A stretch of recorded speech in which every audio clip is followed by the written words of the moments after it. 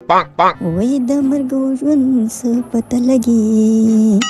نن مې په دواړو غوږو ښکل قدر نه زما ما ویل یوازې زما استازې نن دې په ټول صنف نیولې دي غوږونه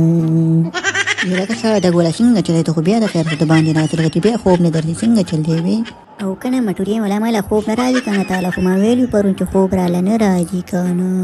یاره څه د ګوله کنه خبره داسې ده کنه چې په سټ کې دې ته غټه دانه راوخیږه تاله خو پرونه ما ویلي کنه چې کټ ته لاړې طریقه مې درته ښودلې وه چې کټ ته لاړې ته 2000 پورې حساب وکړه خپله باید در باندې خوب راشي څنګه طریقه دې وکړو کنه